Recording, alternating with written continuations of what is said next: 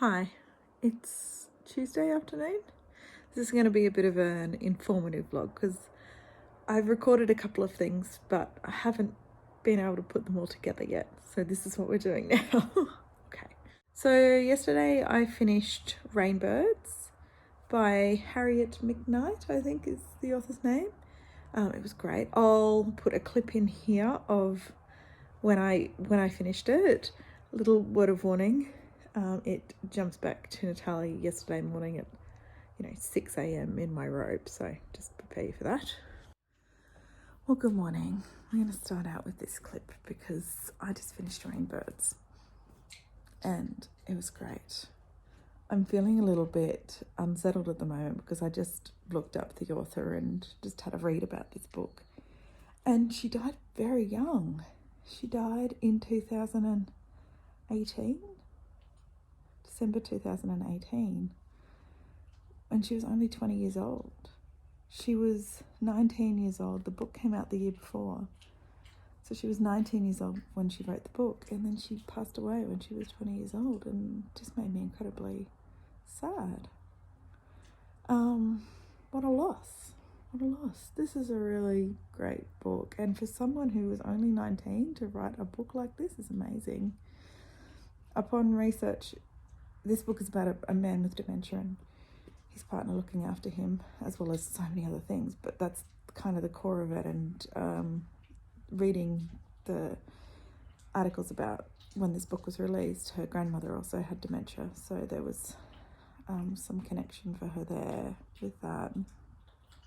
But what was really amazing for me is that a woman of 19 years old had such wisdom to write about was all of the kind of subtle references, like the underlying themes that tied everything together. So there was kind of this underlying theme of being captive in a life, and so you had the black cockatoos that were raised in captivity and they were said to be free but were still trying to be controlled to stay in a nesting area according to the experiment.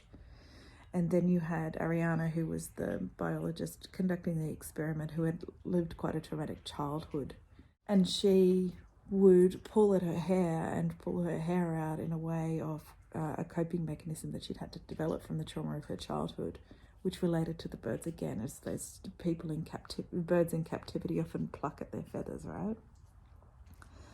And then you had, but she was caged into this experiment because she had linked herself to it as a way to cope. And then you had that woman, Pina, who took care of her husband, who had dementia and was gradually getting worse and worse and was losing him. And God, that storyline was incredibly powerful. And sort of being captive to that life and being sentenced to a life of, dementia as well, even though she was perfectly healthy. So that whole idea of captivity in life was so well threaded throughout this book. I enjoyed it a lot. It's very intelligent writing for such a young woman. I can't believe it.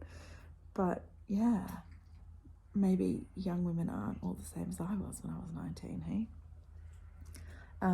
Yeah, a powerful story with, the renewal of the fire and at the end, and just a really, a very emotional story.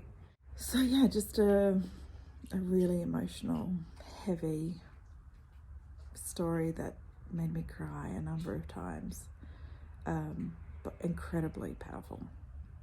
So I would highly recommend, that's for sure. Very, very good book. Then I picked up my next book, and it wasn't something I was overly looking forward to.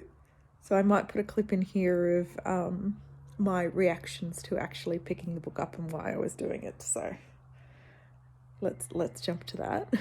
When you say Australian fiction to anyone, internationally especially, people always quote this book and ask me if I've read it, and I never have. I've not really been interested in reading it, but I'm going to do it. So it's time to pick up The Jarrah by Jane Harper. I don't want to read this because it's so hyped. That's the only reason. I also, the old murder mystery in the small outback town thing has been done a few times, and it's kind of something that doesn't really inject me with excitement. But I thought this Aussie April, I'm going to finally read The Dry. Apparently it's a huge page turner, plot-driven, outback town. There's a family gets murdered, and the policeman Aaron Falk comes back to his hometown for the funeral, and I guess gets caught up in the investigation. So this is a look of like conceding, but I really want to just see whether I like it. I have so many preconceptions about what this book is about that I need to kind of do it to just see whether I'm right or not. And that brings us to today, and I have finished The Dry by Jane Harper.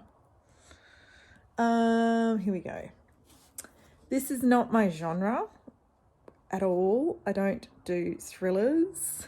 I don't enjoy murder mysteries set in outback Australian towns where a person goes back to the town they grew up in and there's a mystery that was unsolved that involved them back in the day, and then when they go back to investigate this mystery, then it all comes to the fore. I don't like it, and that's exactly what this book is. In terms of the thriller thing, the two people I had in mind in the whodunit scenario, one of them did it, but how it was played out was good. I thought that was good. It surprised me, so yay to that. But it's just, these books aren't for me. The flashbacks with the italics, and then you're like hearing from people that have passed away about what their thoughts and their feelings were, and it keeps getting interjected into the story of the current day. Like, that's all a bit too much for me. So I can see why this sold well. It's a great plane read or a beach read or something like that, but I need more depth in character. And anyway, this is done. I have read The Dry. I can now say I've read The Dry when people ask me. That's really all I needed from this book. I have another Jane Harper on my shelf, I think. Do I have The Lost Man by Jane Harper? And I think not because of the writing, just because I know that this is the cliche murder mystery thing that I don't enjoy. So I think I'm going to take them both off my shelf. I take Lost Man off my shelf, and The Dry can stay off my shelf, and that can be it. Like, it's just not my gig at all. Murder mysteries set in outback towns, not for me. So there we go. That's the update on the two books that I finished. It's been a big few days. It's been lovely. These are so easy to read though, right? They're just so fast and pacey, and you can swallow them down very easily, and I did that this morning. Okay, I'm just walking over to put it on my stack. Here we go. There's my Aussie April stack. Loving it.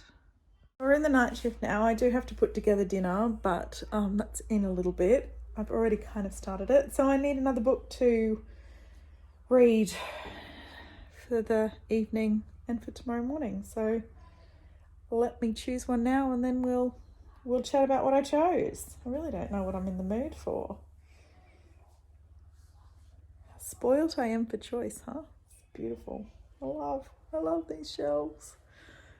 Okay, let me have a look and I'll talk to you in a sec. Okay, I've got one.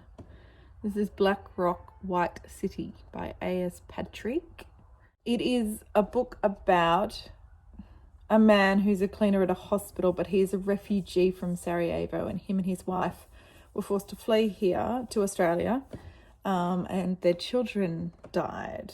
And this is kind of a story about Australia's suburbs and systemic racism against multiculturalism, I guess. I think. I don't know. It was a Miles Franklin Literary Award finalist in 2016, that sticker there says. So I'm interested to see. I've never heard about it before. I must have picked it up from somewhere and thought it sounded cool. So yeah, I think I'm going to dive into this. So, yeah, I'm going to crack on and read this tonight. I'll let you know when I get stuck into it what my first thoughts are. But there's books flying everywhere at the moment. I'm really enjoying my reading. It feels really nice to have a bit of momentum around my reading again after a while of not being really interested and feeling overwhelmed by all these books. Now it's again that pile of possibilities. Okay, I'm going to get stuck into this. I'll talk to you later on. I haven't read anything. I just got dinner done. I've just eaten chocolate dipped in hot chocolate. So delicious. I can't even tell you.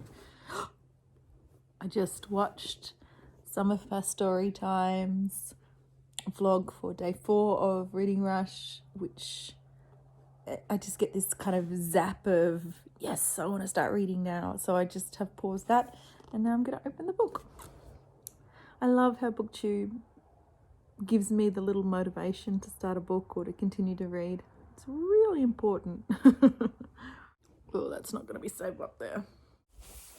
Okay, this is what I was going to do and then I got distracted. The main character's name is Jovan, and right now I'm going to look up how to say that so that in my head when I'm reading it to myself, I'm not constantly saying the wrong name or getting stumped on what the hell should I be saying, how should I be pronouncing it. So Jovan. I'm thinking Hovan. Let's see if I'm right. Hey, got it wrong. It's Jovan. That is the pronunciation of this man's name. It is Serbian. There we go.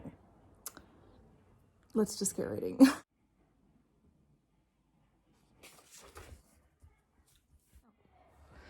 Okay, I'm a chapter in, 20 or so pages, and I'm really connecting with it. The writing's awesome, and it's just following Jovan, who is a janitor in a hospital. He he lived in Belgrade, and I don't know much about the Yugoslavian, Serbian, Croatian conflict stuff that went on, but I'm sure hopefully I'll find out more about it in here. But the kind of subtle references to the sort of coy racism, or just is racism ever innocent?